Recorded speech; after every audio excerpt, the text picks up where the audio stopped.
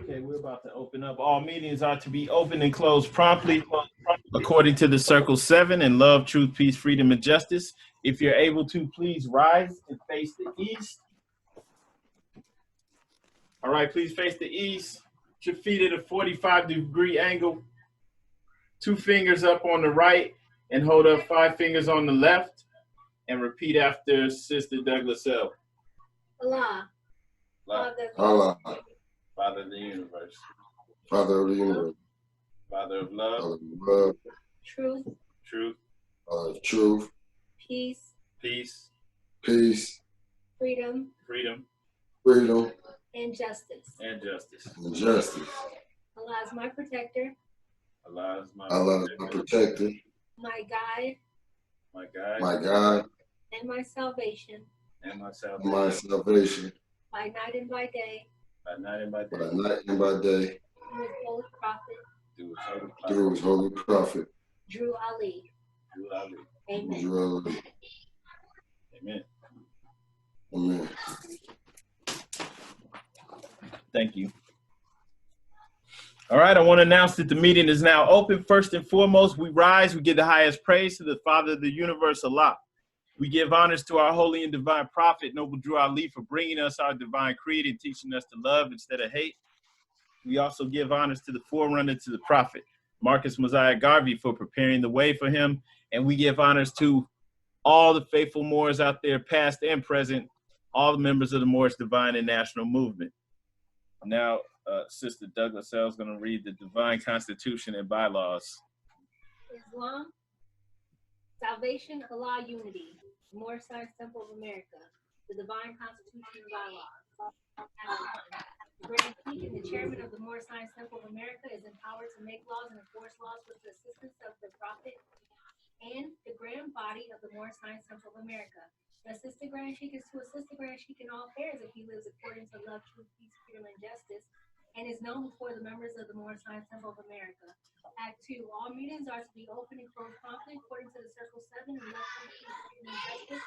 Friday is our holy day of rest because on a Friday the first man was formed of flesh, and on a Friday the first man was departed out of flesh and ascended unto his Father God Allah. On that cause, Friday is a holy day for all Muslims all over the world. Act 3.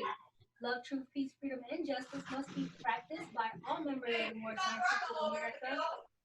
No member is to put in danger or accuse falsely his brother or sister on any occasion at all that may harm his brother or sister, because Allah is love. Act 4. All members must preserve these holy and divine laws, and all members must obey the laws of the government, because by being a Moorish American, you are a part and partial of the government and must live the life accordingly. Act 5. This organization of the Moorish Science Temple of America is not to cause any confusion or to overthrow the laws of the Constitution of this said government, but to obey hereby. Act 6. With us, all members must proclaim their nationality, and we are teaching our people their nationality and their divine creed, that they may know that they are a part and partial of this said government, and know that they are not Negroes, colored folks, Black people, or Ethiopians, because these names were given to slaves by slaveholders in 1779 and lasted until 1865 during the time of slavery. But this is a new era of time now, and all men now must proclaim their free national name to be recognized by the government in which they live and the nations of the earth. This is the reason why Allah, the great God of the universe, ordained Noble Drew Ali, the prophet, to redeem his people from their sinful ways. The Moorish Americans are the descendants of the ancient Moabites whom inhabited the northwestern and southwestern shores of Africa. Act 7. All members must promptly attend their meetings and become a part and partial of all uplifting acts of the Moorish Science Temple of America. Members must pay their dues and keep in line with all necessities of the Moorish Science Temple of America. Then you are entitled to the name of faithful. Husband, you must support your wife and children. Wife, you must obey your husband and take care of your children and look after the duties of your household. Sons and daughters must obey father and mother and be industrious and become a part of the uplifting of fallen humanity. All Moorish Americans must keep their hearts and minds pure with love and their bodies clean with water. This divine covenant is from your holy prophet, Noble Drew Ali, through the guidance of his father God, Allah. Noble Drew Ali, founder. Moorish American prayer. Allah, the Father of the universe, the cup of love, truth, peace, freedom, and justice. Allah is my protector, my guide, and my salvation, by night and by day, through his holy prophet, Drew Ali. Amen. The Moorish Science Temple of America, Home Office of Noble Drew Ali, Home Office, Chicago, Illinois, U.S.A. Islam. Islam. Islam. Right, Islamism. Happy Holy Day. Happy Holy Day, Morris. All right, we're going to be reading from chapter 27 today. First, I just wanted to say, if you have any questions or anything about what we're reading, feel free to speak up. And then after that, if you just, have any questions in general, you feel free to speak up and ask questions. If you just have anything to add too, feel free to do that after the lesson. Now, if you have questions about the lesson, though, speak up at any time. All right? Peace. Question. Did we do this one last week or Sunday? This chapter? The lesson we did was kind of similar to this, just from 26, but no, we haven't done 27 yet. Oh, 28. Wait, 28. My bad. Yeah, we did 27. Yeah, 28. All right. My mistake. So we're going into chapter 28 right now? Yeah, I'm sorry. It's 28.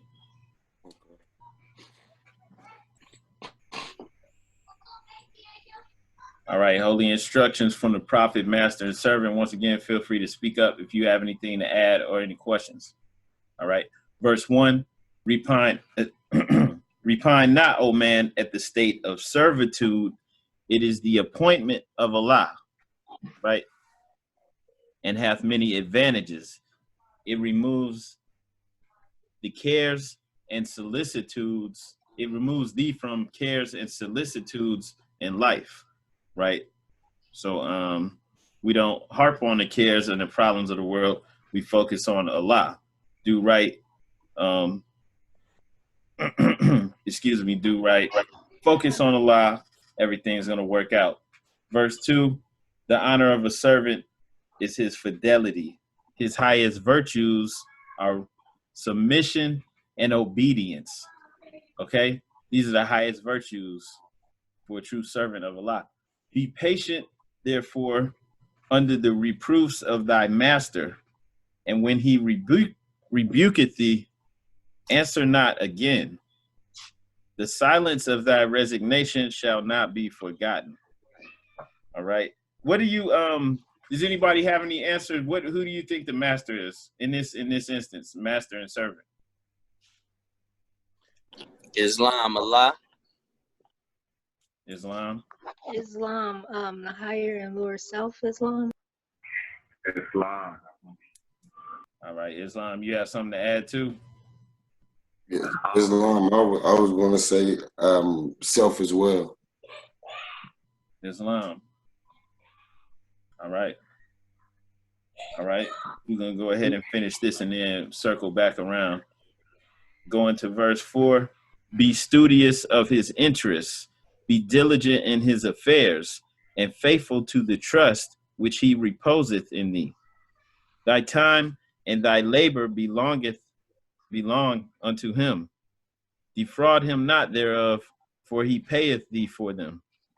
And thou who art a master, be just to thy servant, if thou expecteth from him fidelity, and reasonable in thy commands, if thou expecteth ready obedience. The spirit of a man is in him. Severity and rigor can create fear, but can never command love. Mix kindness with reproof, and season with authority. So shall thy admonitions take place in his heart, and his duty shall become his pleasure. He shall serve thee faithfully from the motive of gratitude. he shall obey thee cheerfully from the principle of love, and fail thou not in return to give his diligence and fidelity their proper reward. And just looking at this, one of the things they say about leaders, to be a good leader, you have to be a good servant. Or to be able to give orders, you need to be able to receive them, right, properly. You need to be able to execute them, take them out, right? And so, for you to be able to understand what needs to be done, you need to be able to do it yourself and do it properly, understand it inside and out. All right. And so, that's one of the ways I'm looking at this, from a, just looking at it on surface value, on how we're interacting with ourselves, coming back into a position of prominence or leadership, preparing you, getting you in a proper mind state. Now, of course, what people are adding about the self, the higher and lower self, there's truth to that too as well. I mean, which portion of you is supposed to be sitting in leadership, sitting on the throne, running things, the higher self, right? Islam. So in order to get into that mind state, we have to be able to rule. We have to know how to properly conduct ourselves or to control our thoughts, right? Does anybody else have anything they want to add to that, Mirza? Islam. My thoughts about what you just said is we have to control our emotions and check our egos, because those are big parts of our lower selves. And if we do not pay attention, our lower self will take over in the situation if we're not living through our higher selves.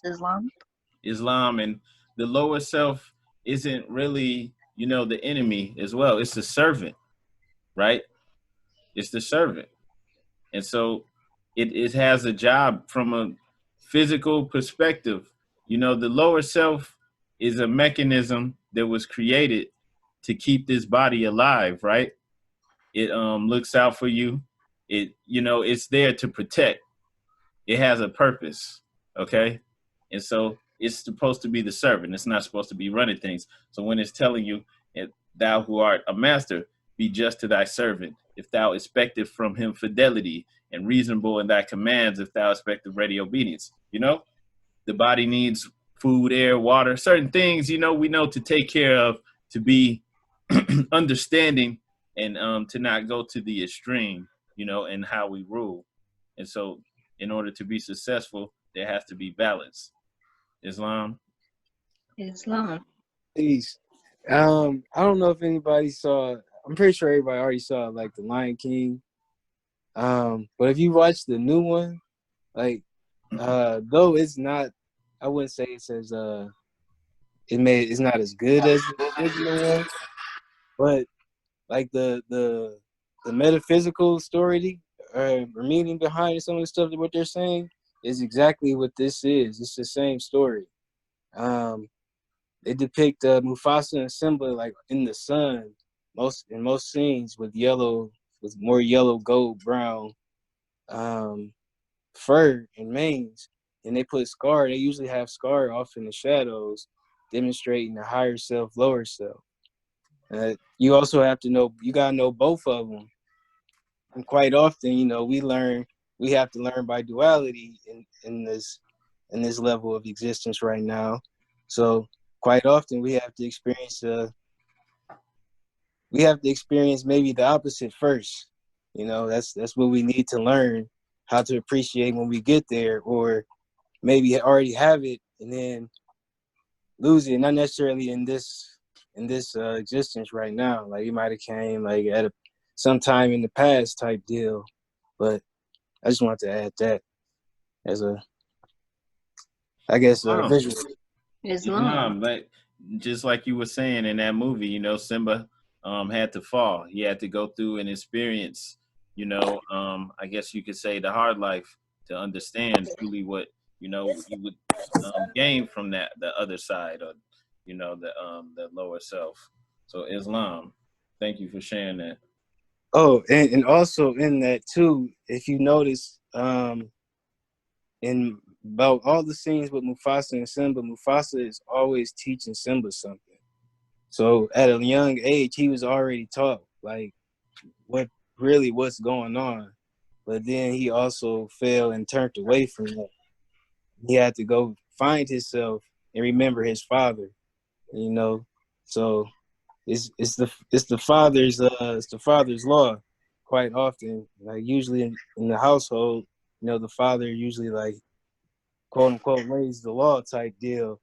Not saying that women can't do that, but you know, it's more of a patriarchal type of deal as to creating, you know. Not sure creating, but you know. Okay. Peace. My bad. Islam. Peace. Thanks for taking that message. Go ahead, brother. Islam, I was just gonna say, like, when I reflect on this chapter, it just I never really looked at this from the spiritual standpoint or the metaphysical until now.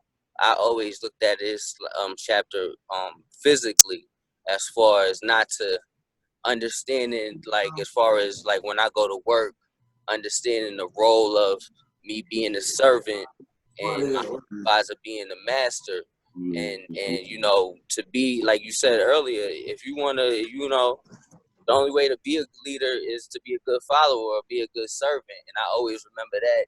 And I always, it also, the line that says, when it tells you the servant that gives, I've been driving, so I just been whatever. But the line that says, on how you should respond, how the servant should respond, and that right there, it makes me think, like, because I even used that when I was getting not yelled at, but reprimanded at work for something. I understood that me being silent, versus me giving an explanation on why something wasn't fulfilled. That right there, you feel me? By me reading this chapter, and I understood. I just be quiet, let this pass. You feel me? And then we grew, as far as the supervisor, that was over me. At that point, he's a master, so it was in my favor. You feel me? Versus, when I could have been like, man, I just got here, and instead of giving the excuse and stuff, Islam. You feel me? So Islam. I just wanted to add to that, man. I can attest to that too on numerous occasions where something happens, whatever happens, maybe a situation, and just by being quiet, and like just being quiet and dignified, it worked to my advantage. Just by not speaking or getting upset or emotional or anything like that, just being quiet, letting things play out. Sometimes not even having to speak a word, everything worked out to my favor. Mm-hmm. Yeah, I already know. So, like, that's why I'm saying it was just so layered. But I'm glad because I never applied this.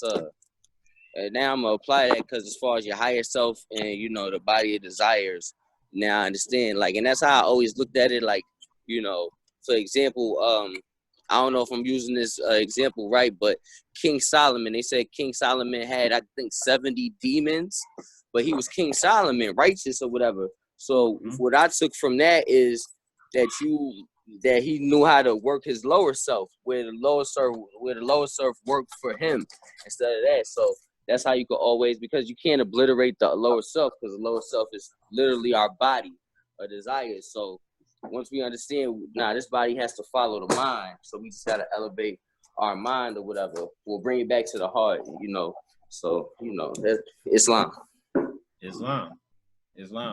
Did anybody have anything else they wanted to add to that measure? Yeah, peace. I thought about it like that too. I'm glad you mentioned that, because I was supposed to say that as well, something like that too. Like, I don't know if, some of y'all work for yourself as well, but it's like you have to think about everything. Like, you gotta get clients, you gotta do the paperwork, you gotta make sure everybody get paid. If you gotta pay people, you gotta make sure you getting paid.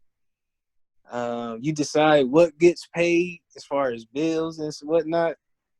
Sometimes it's cool to just go to work and be like, cool, I just need to worry about this one thing instead of having Yeah. to worry about 20 other thousand things or the bigger picture in the situation type deal.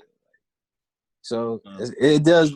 It's just benefits, like it says, to both sides. Like sometimes you do want to have that control and make those decisions. Like especially if you had children. Like on one level, you go to work, you be a servant, you come home, then you the master type stuff. So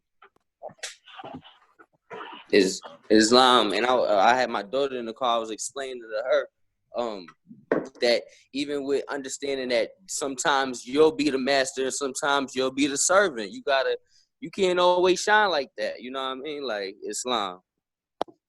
And it's something else we talked about before too. For a lot of people that are, like exceedingly wealthy and successful, they flip the script and start putting all their energy into philanthropy, where they're just now, giving money away or having charity. Maybe it's something like maybe they were homeless before or something. So now they trying to, get rid of homelessness, and that's they passionate. So you flip it and become a servant to humanity, and that doesn't take away from their wealth now, because things are in balance, right? And so, understanding that even like from, for rulers, for kings, a true king is a servant of the people. He knows that, the people aren't there, necessarily just to serve you and to just rule over them like a tyrant, right? You're a servant to the people. You protect them. There's several things that, you do for the people. And so like a successful ruler understands that and knows that inside and out. Islam. All right. So this is getting us back in that mindset. So unless anybody had anything else they wanted to add to that, we're going to go ahead and move on. All right. I did want to read something else. We read this before. This is from the Prophet Noble Drew Ali. The Moorish Science Temple of America is a legal and lawfully chartered organization, national in its scope, with a Rotarian complexion as it relates to branch temples. And remember, we looked up that word Rotarian, and this is referring to like an international societies. So it's national in its scope, right? Meaning it's dealing with this nation, right? But with a Rotarian complexion, international complexion, as it relates to the branch temples. All right. So we're international people. The principle of the said Moorish Science Temple of America, as herein set forth by the divine prophet Noble Drew Ali, are fundamental and divinely true, representing our ancient forefathers' creeds and principles in Islam, which is love, truth, peace, and justice. Right. And remember, just Sunday, we were showing you those principles in the Quran, right? Right? Love, truth, peace, freedom, and justice. The purpose is to uplift fallen humanity and warn the nations to flee from the wrath of Allah and teach our people to become better citizens. Since the work of the Moorish Science Temple of America was largely religious, the organization has been legally changed to a religious corporation, and an affidavit to this effect has been properly filed in the Cook County Recorder's Office, City of Chicago, State of Illinois. The Moorish Science Temple of America, inspired by the lofty teachings of the Quran, as handed to us by the great prophet Drew Ali, is the revealed word of God Allah. We shall foster the principles of his teachings among our members. This is our religious privilege as American citizens under the laws of one of the greatest legal documents of all time, the American Constitution. We organized as the Moorish Temple of Science in the year 1925 and was legally incorporated as a civic, or it says civil, but civic organization under the laws of the state of Illinois, November 29, 1926. The name Moorish Temple of Science was changed to the Moorish Science Temple of America, May 1928, in accordance to with the legal requirements of the Secretary of State of Illinois, and that's from Prophet Noble Drew Ali, explaining, basically how the Moorish Science Temple of America is set up and what its purpose is. All right. If anybody Does anybody have any questions in general? Even, just general questions, just opening the floor. Now, Peace, what was that you just read? Well, the only title I have for that is Moorish Science Temple of America, and that's in the Moorish literature book. Is that the one that's the exclusive one, or is that the general? Yeah, the white book that's got Brother That's the general Emilio on the one? back of it. Yeah, it's Oh. there. Wait, no, I'm just saying, is that like an exclusive to that? No. There's some letters in there from Brother Emilio that are exclusive to that, and there may be some other documents. There's some minutes from I think the 1928 convention that's in there, but I know like the letters from Emilio, you don't really see that anywhere else.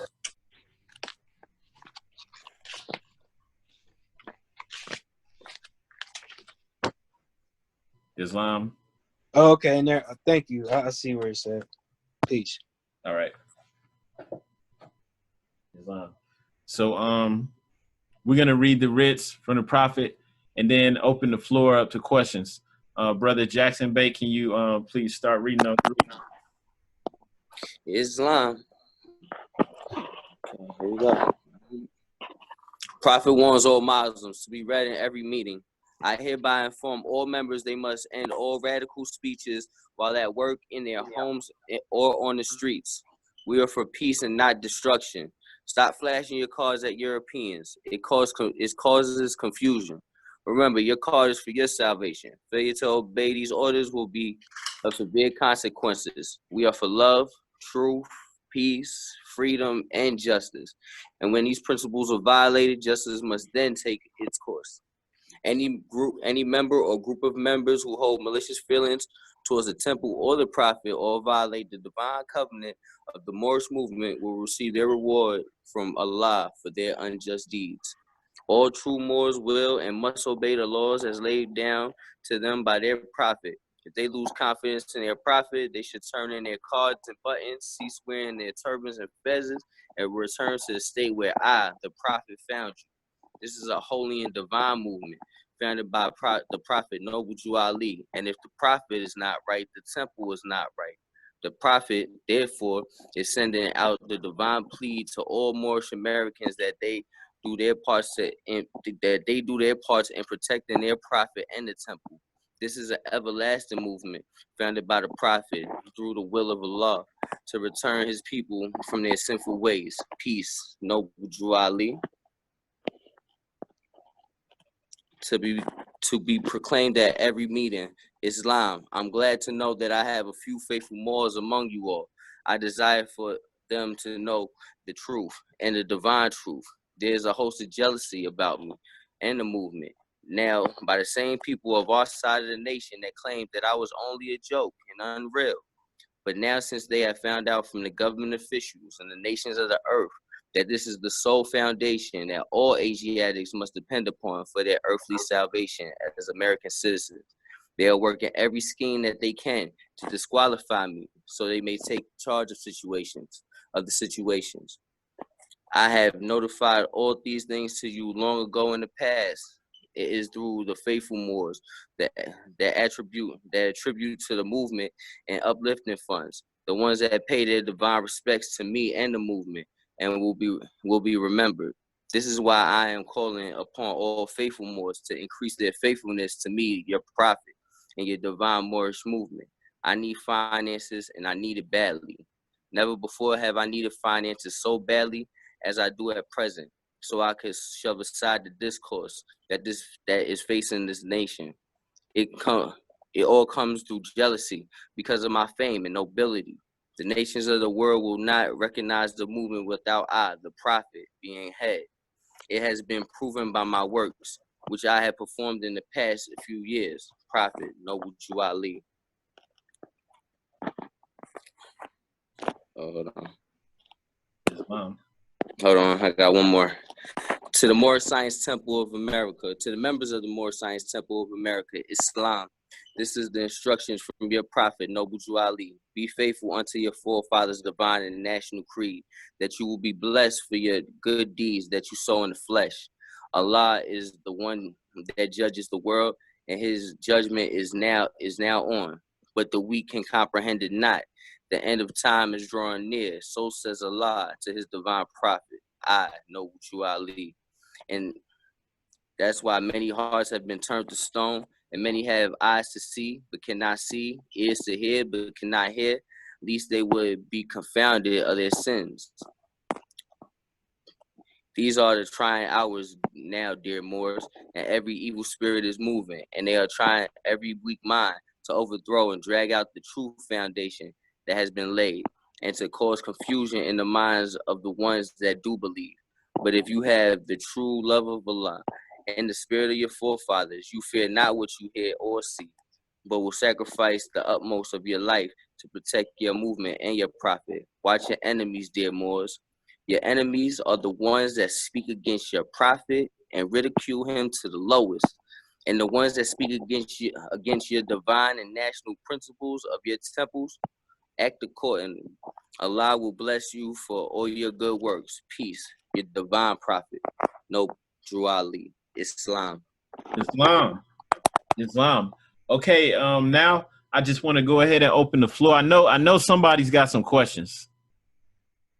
So, don't be shy. If you have any questions, feel free, ask, if you want to just add something to the measure, feel free to speak up. Islam, brother. I was wondering, because this is gonna be my first time partaking in the census, and I've been seeing that it's going to help benefit us. But if you can you please elaborate a little bit on how that will actually benefit us in a community standpoint? Yes. All right. Okay. So first, I'm going to show you just some of the things that work. Well, you know what? First, I'm going to show you some of the benefits, and then I'm going to just touch on our strategy. All right. Hang on. So just off the top of my head, all right, with the census, like you probably heard this before, but this is what they use for gauging not just population and demographics, but for gauging the amount of representatives that each region, each state, each district is going to have, right? Representatives in Congress, electoral votes, and several other things, all right? And this also determines the amount of funding that's going into neighborhoods.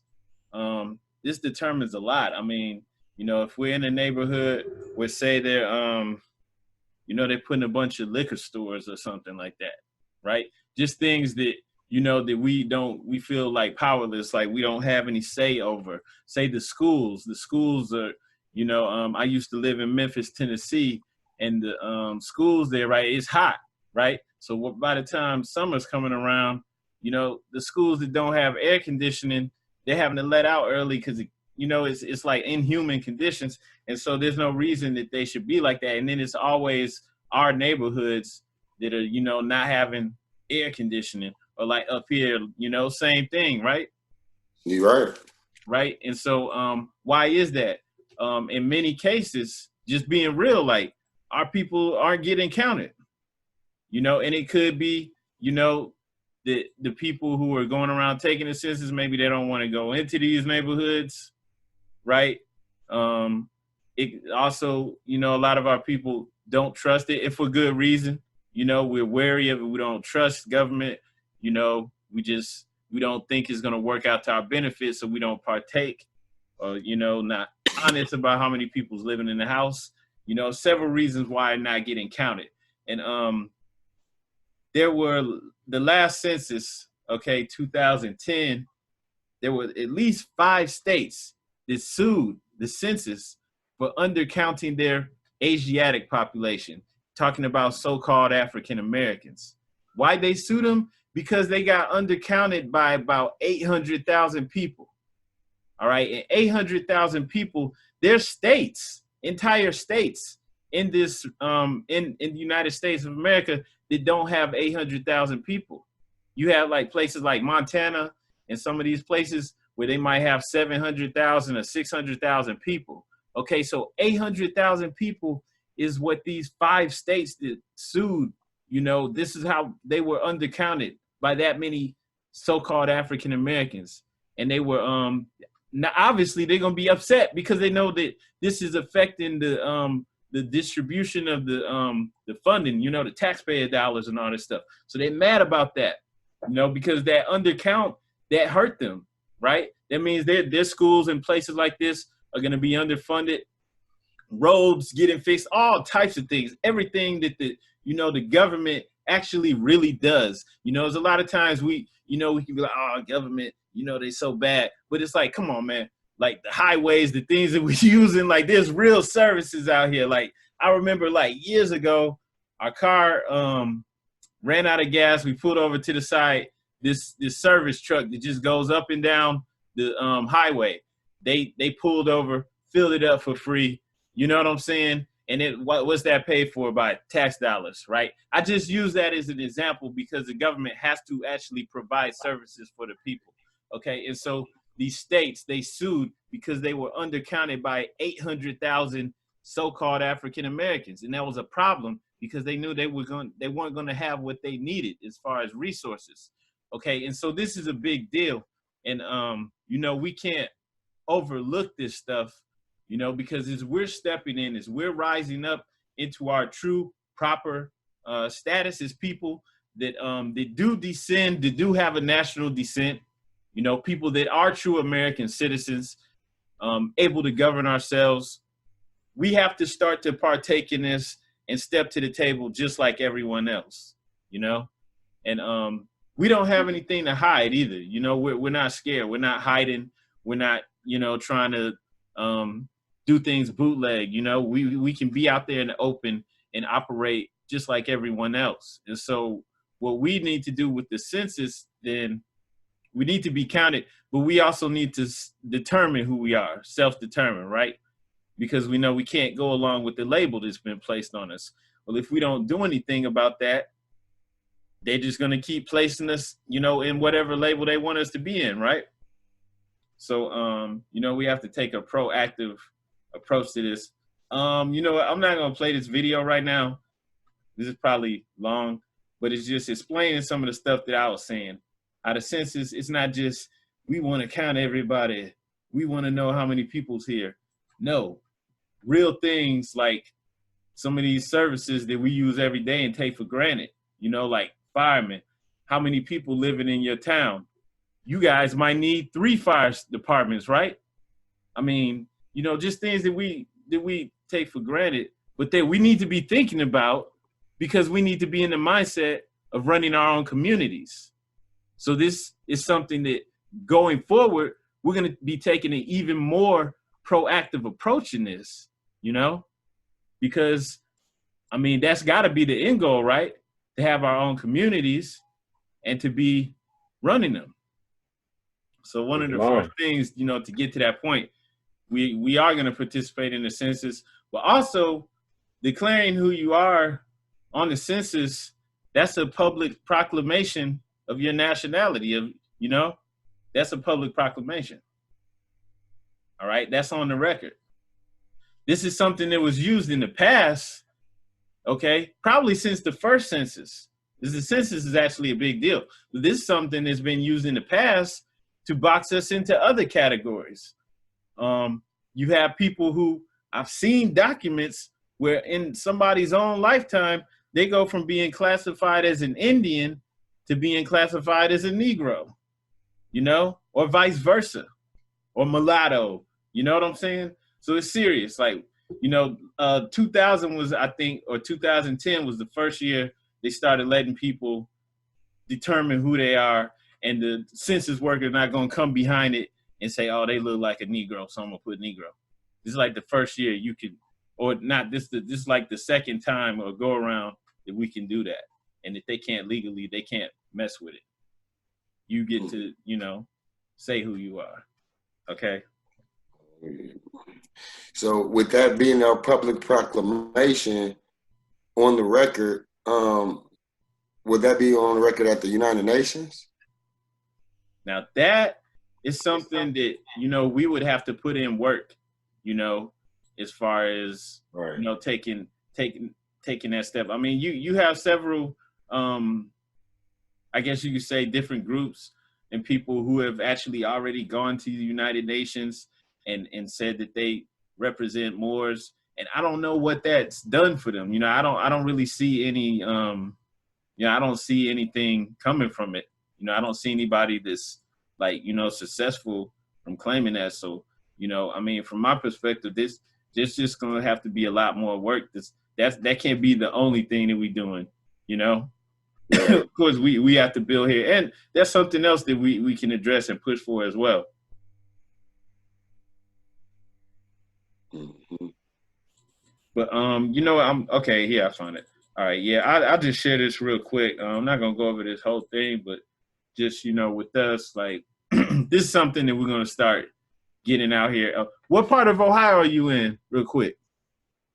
Middletown, Ohio is Okay. down in between Dayton and Cincinnati. Okay, that's what's up. Yeah, we gotta come link up with you, me and Cole Bay. You know, we right here next to Dayton. We in Dayton, so you know that's just straight down Route 4. I would appreciate that. Yeah, I'll come your way. You can come my way. However You it live may over happen. there But You live over there by say 16th. that again, brother. I said, I'm, go ahead, my bad. yeah, I'm right over there in that area. Yeah, Verity and Yankee Road. Yeah, I know. Yeah, my pops used to have a house down there or whatever. I know that. We gotta link up or whatever. What you doing tomorrow, fam? Building. I try to build every day, brother. I'm looking forward to it. There you go. Okay, how you could type? Can you type your number? Type your number out. We can exchange numbers or whatever. I come. Me and Cole Baker probably if Cole off. You feel me? Come through and link with you. Cole, you off? 4 o'clock. You off at 4? Back, yeah. Okay. Islam, can you put your email and phone number? I'm putting both of them in right now. All right. They just came in. Okay, that's what's up. All right, man. I'm gonna get that, and then we could link tomorrow or whatever. It only take us about like 30 minutes. We go straight down route. Either way, it only gonna take us about 30 minutes to get down to you, and that's dope. That'll work. That'll be perfect. I appreciate that. Word. Islam. All right, man. That's what's up. So, yeah, I was just gonna touch on this real quick. Just for the most part, you know, what we're doing with the census. I mean, we want to promote this, get this out there to as many of our people as possible. And I know everybody's not going to agree, but to get as many people as possible to do the same thing, move in the same direction, right? And for the most part, you know, our strategy, you know, is to acknowledge, you know, our Asiatic descent and also Moorish descent, all right? And the Moorish descent being indigenous to the Americas. All right. And so it's just two-pronged what we're doing, regardless of whether you know, so-called Puerto Rican or whatever or not, we advise everybody to put no. And that's because for the question of Hispanic or Latino, you know, because you could be Hispanic and be Asian, Black, white, Native American, anything. So for Hispanic or Latino, everybody needs to put no, because we know that Hispanic or Latino denotes you being of the conquered Christianized culture, right? And we know that those people, all right, because, you know, a lot of Dominicans, Puerto Ricans, darker than anybody on this call, you know, with curly hair and everything. So we know that these people are Asiatics. They're Moorish. They're Moorish culture, not Spanish, not Christian. So we tell all of them, you know, to answer no to that. And then moving on, the next question is going to be about your race. All right. We know that there's a human race, but they're going to say race or ethnicity. And we advise everybody, of course, to say no to Black. Right. You probably already know Black is the only one, according to the SF 181, that is coming from the Black racial groups of Africa. Everyone else descends from an original people of the world. Our advice what we're doing is checking the box where it says American Native, and we're putting more in. There's actually a hierarchical code for more that is registered. It's R1, O1, O5, O4, O52, O04, and that's in there for more being indigenous to North America. All right. It's a hierarchical code that they'll understand. So we don't have to put those numbers. You just put more. Click the American Indian box, which according to them is person having origins in the original people of North and South America and Central America.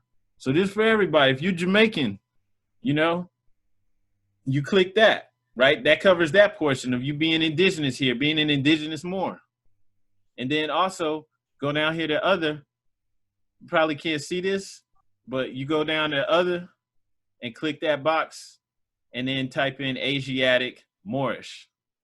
Asiatic Moorish. And you know, we just, that's what we're gonna do in a large amount. And we're about to start, you know, getting this out here, telling people about that so we can get as many people on board as possible. And we're moving in the same direction. And then we're following that up with other actions as well, you know. So we're not just doing this and just throwing it out there and hoping it works. Islam. But it'll be really good, you know, especially when we're starting to do the voting blocks and everything, and we can show that, hey, yeah, on the census, we have, man, hopefully thousands in Ohio, you know. They'll be like, wow, you know, then it's like, okay, we're playing a whole nother ball game because, you know, we all vote this way. We don't vote Democrat like the rest of our people do, you know. You can't shame us. We don't care. We need this, and if you want us to vote for you, this is what we need. And we play the ball game like everybody else does, right? And we can back it up because it's like we really do have the numbers, you know. So it's not like we just doing this and like, okay, well, we're going to get this aid because, you know, we're underfunded. It's like that's another aspect that can come into play too. But we're not just counting on that, man. We're going to move regardless because you have to have like several different angles that you're moving on. And so that's, you know, that's how we're moving with as far as the census is concerned. Islam. Also, this is not just us in Mission 30. This is not our idea. This is a national agenda from multiple grand bodies all over the country agreeing to do this. And there's one grand body. Well, excuse me, pardon the body. I didn't mean grand body. I meant the temples. You know, excuse me. We understand there's different leadership and all, but there's one grand body. But yeah, there's several other Moors and, you know, different philosophies, and, you know, it doesn't matter. There's several of us that are going to move this way.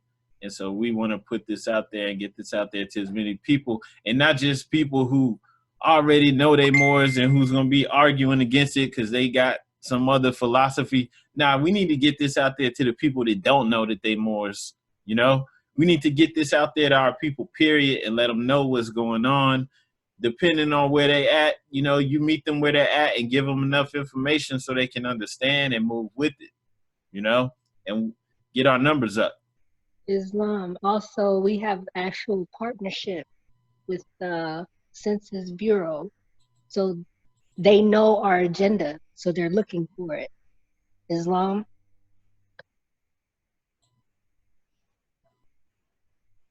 Islam.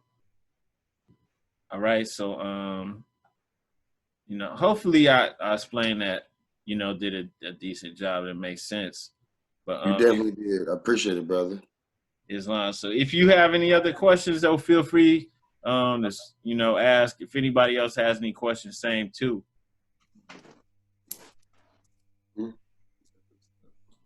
All right. So I'm gonna move on from that. We'll brother put out. Go ahead, brother. You wanna ask yeah, so we're gonna put out a video too later on too, just explaining the census more in depth. But You know, I mean, it covers everything. It covers the portion from here. I got another brother right here, Uh-huh. and he's been studying, and I've been trying to help him understand. We're working through the Quran. Islam. I've worked through the Quran myself personally, and I'm trying to get other people to understand our point of view. And he has an understanding, and he has a question he wanted me to ask you, and I said, no, you ask him. Islam. Islam. I was asking why us Moors who are seeking knowledge in the laws of Allah and gaining ideas and heard the truth of the plan and manifest targeted more by European government officials. Why are we targeted? Yeah. I mean, yeah, because for the most part, all right, it's our own fault for still in this day and age, you know, straying after the gods of Europeans, living in sin, which would mean not acknowledging our ancestors, being Moors, being who we are, still going by their labels. It's kind of ridiculous. They called us black and then African American, and then, you know, they might come up with another name for us. And if we would just willingly go along with it, we just willingly being their slaves. And if we continue to call them white, that means that's your God. And your God can rule over you however he or she sees fit. If they want to abuse you, they can do it. You know, they can. And it doesn't matter how we feel about it. It's not about emotions or any of that. Marching, talking about Black Lives Matter this week, it's not going to do anything. They don't matter. They wrote books. They wrote volumes of books and laws and acts that show that Black lives don't matter. That's a beast of the field. You know, that's on the books in South Carolina. The Negro is a beast of the field. Why are we going along with the modern day term for Negro? You know, why don't we define who we are? Why don't we, you know, move like that, right? Why is there still a bunch of our people who would fight against this knowledge, right? Even some people who should know better. All right. So yes, you're gonna be targeted by people who are only able to rule over you because you don't know who you are. Of course you're gonna be targeted. And not only that, but we're soft targets because they know that I'm trying to think of what I could say. There's people who know that they can murder an innocent, you know, male or female child and get away with it. They're not going to get even prosecuted. That's what you call a soft target. That's like a bully going out on the yard and picking on someone who's like can barely even walk. You know what I'm saying? We can't even defend ourselves. So yeah, they're going to keep doing it. It's easy. We soft targets out here if we continue moving like that. And if you know you're more and you operating by yourself, I know I'm a more, I'm out here doing something else because I got a different philosophy. Guess what? We still soft targets because we divided, you know? We have to come in unison. You're not gonna see things getting any better until we do this. At least enough of us. Yes, you know, people who want to be knuckleheads and still fight and bicker and stuff, fine, let them. Cool, you know? You know what I'm saying? Yeah. They not gonna benefit from it. So I mean, like we gonna move in numbers. We gonna do what makes sense. We not gonna be bickering over differences and all that. I mean, like if you about being prosperous, you want your family to be good and safe, and you know you want to rule like you're supposed to. Cool, we could work together. I ain't gonna be beefing with you because you don't agree with something. Like, nah, we see the bigger picture. That's how we get successful. But you know, if we over here, you over there, we soft targets. We just in the same boat as all the rest of our brothers and sisters. It's not like we better, you know. So you know, we got a lot of work to do, man. You know, in order to you know stop this the easy pickings. That's what it is, man. Just you know they can get away with it. That's messed up, right? They're not even getting prosecuted for killing them. Like that's crazy. Islam, they not saying like they, but you know, anybody that's operating like writing books to make one person feel lesser than a human being, right? That's obviously the lowest self that will pass away. But the only way that you conquer the lower self outside of ourselves is to conquer whatever lower self we have within ourselves. That you know, Islam. Islam. And one other thing, like along with what the brother Jackson Bay just said, like, okay, you know, you going through the Quran, what is our birthright? It's right there in chapter 1. Brother Rashid, what's our birthright? We're the Lord of planet, soul, and manifest. Islam. So we are set up to do great things. All right. Our birthright is not just this land. It's not just ruling over this, you know? Right. And to have that type of power, you know, in the Quran of Mecca, I'm gonna do this real quick and end so we don't go over time. But in the Quran of Mecca, in Surah 2, Ayat 30, all right, when Allah is talking to the angels, he says, "Behold, thy Lord said to the angels," and I know y'all probably tired of hearing this because I say this all the time. He said, "I will create a vice regent on earth," right? And this isn't taken out of context. He's talking about us. He's talking about man. I will create a vice regent, a viceroy on earth, right? And then you look up vice regent, you look up viceroy. It says a ruler exercising authority on behalf of a sovereign, right? A person regarded as an earthly representative of God. And then it says especially the Pope.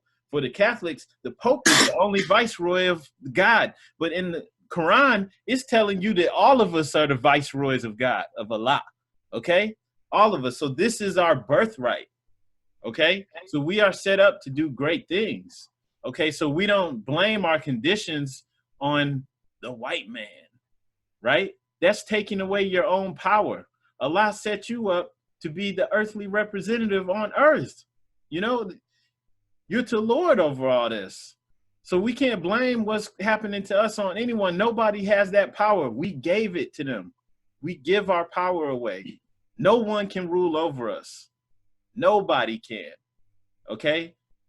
All we have to do is, look, the prophet set the blueprint for us.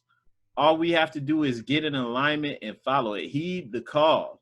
All right? This is the prophet in the last days.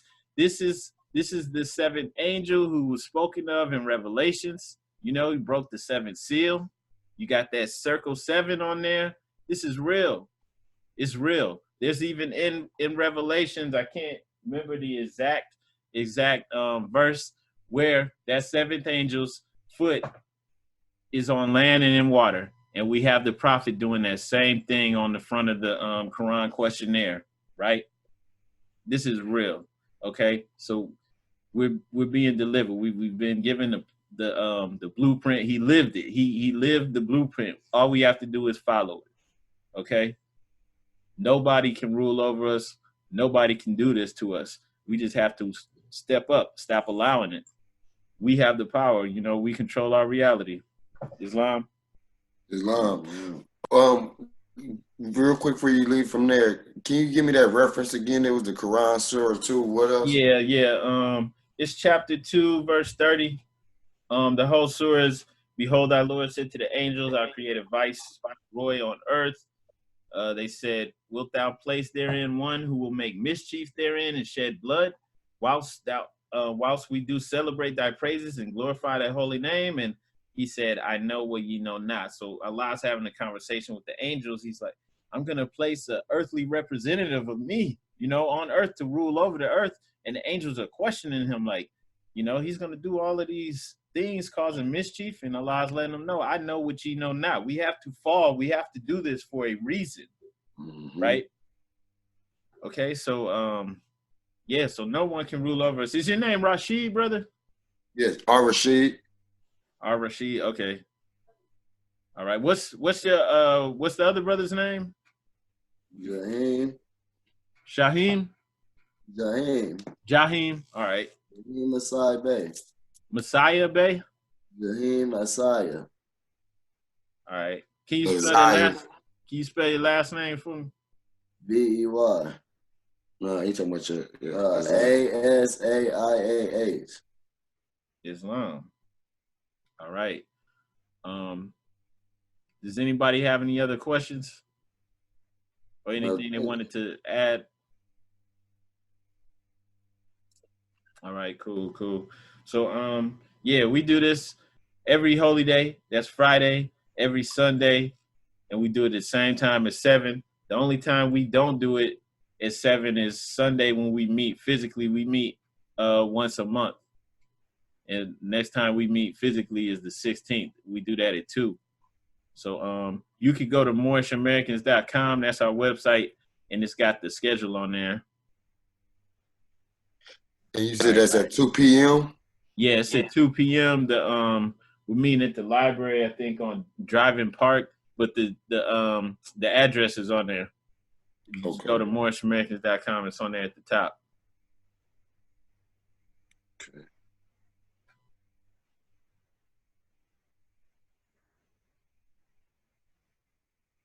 And just real quick before we get up out of here, brother. Mm-hmm. I once I completed my Quran, I came to an understanding to where it was, to my understanding, that don't be ignorant to the religions of people, you know, that way you can have a connection with them. And so I try to make references between the Quran and the Holy Bible with our Quran, you know what I mean? And Yeah. I mean, I understand a whole lot. And since then, I went back to churches that I used to go to back before I knew who I was. Uh-huh. And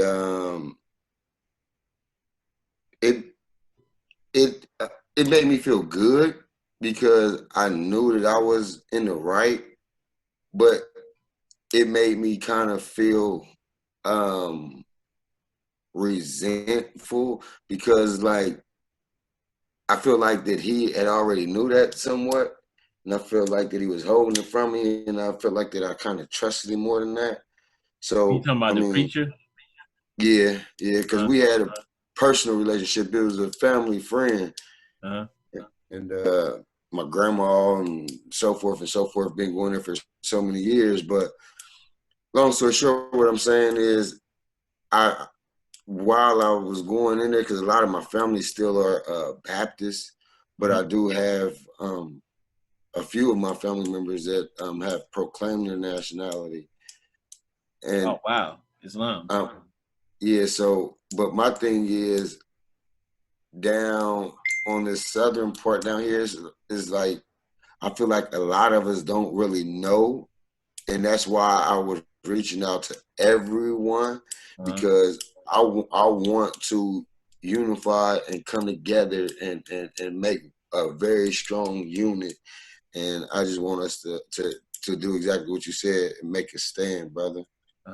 With Islam, and you see like how the Prophet set it up for us, you know, where we can meet people where we're at. You know, first thing is, you know, we respect all the prophets, right? And we have the missing 18 years of Jesus' life. So, you know, with this, you know, it can make you more well-rounded, more worldly and intelligent. So, you know, not to come at Christians trying to bash them, you know, because that's just going to turn them away. It's like, well, I can meet you where you're at, you know? And so, you know, it puts us back in the mind state of the creators of civilization, right?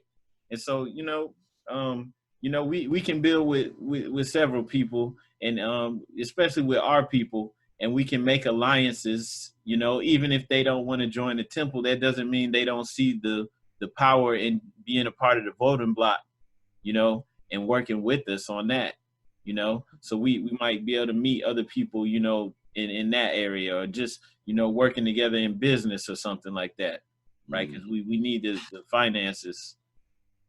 Islam.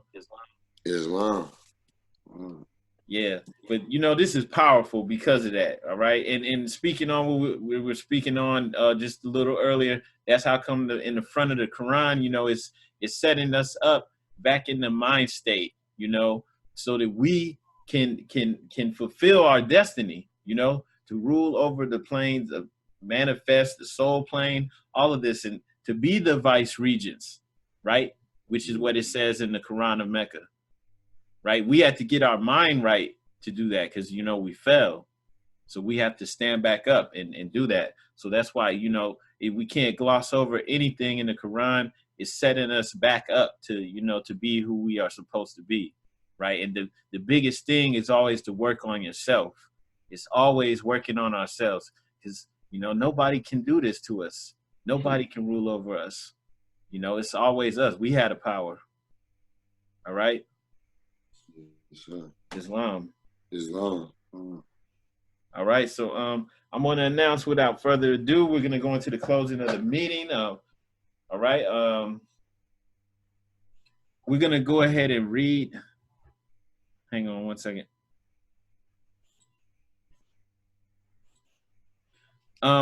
Since it is the last day, I want to go ahead and read off the financial report for this month and just need Scylla and Jason to sign off, okay? All right, so I'm gonna do the screen share real quick. All right, so we have two new members, and that's Brother Cremus Jones Bay, Sister Candace Bay, and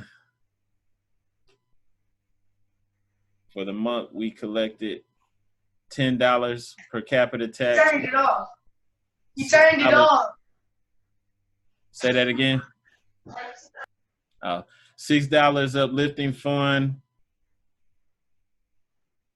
$6 uplifting fund, $10 per capita tax. Hang on. I'm missing something. Okay, yeah, we have $4 emergency fund. And that's all that we have for the month of January. I want to get involved in that too, brother. How do I get membership right up here? All right.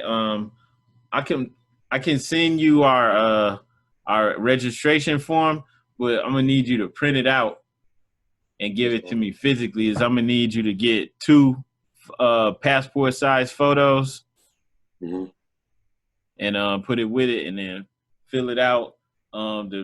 The registration fee is gonna be either $17 or $20. It's $20 if you're gonna contribute to the uplifting fund. And then whatever materials you're going to get, like nationality card and divine constitution and all that. All right. Yes. So will that be fine if I bring that on the 16th? Yes. Yeah, that'll be fine. Okay. Well, I have that done and printed up by then. Now, one of my brothers, he's that's how actually I got found, but he's a quadriplegic. And he's been trying to get his paperwork established to where he can be claimed on the record as well. But I know that he won't be able to make the trip. Okay. All right. Well, you know what? I mean, he could do the meetings over Zoom. And yeah, you could just bring his stuff, you know, and we could talk like face to face over the internet over Zoom. Okay. That'll work. I will fill him in once we get off of here. All right. Jackson Bay, did you see that? Islam. Yeah, I see it. All right. Islam, do you sign off on that? Islam. Nah, I haven't. Yeah, I signed off on it. Yep. All right. Okay, so, all right, thank you. All meetings are to be open and closed promptly according to the Circle 7 in love, truth, peace, freedom, and justice. If you are able to, please rise and face the east for the closing prayer. Feet at a 45-degree angle. 2 fingers on the right, 5 fingers on the left. and you do not need to repeat after me. Allah, bind our hearts and minds back to our ancient forefathers, divine creed and principles. This we ask in thy holy name and the seven Elohim. Amen. Amen. Amen. Okay, thank you, everybody. We reconvene on Sunday at 7 p.m. You guys enjoy your weekend. Happy Hey, holiday. Oh, yeah. It's Rashad. Yes, sir. Yeah, can I get your number, bro? Yeah, 513. Hold up, bro. Hold up. Let me get I don't know where my pen just went. Just had one. Okay, here we go. Here we go. All right, it's 513 499 499 4661. 4661. All right, I'm gonna call you from a 347 number. Perfect. All right, cool. Islam, peace and love, everybody. Islam, peace and love. Got you down, so I'll be hollering at you soon. It'll be a 773 area code. Okay, bet. Islam. With me. Yes, sir. Thank you. All right. Peace and love, everybody. Peace and love. Peace and Islam, love. happy holiday, Morris. Happy holidays.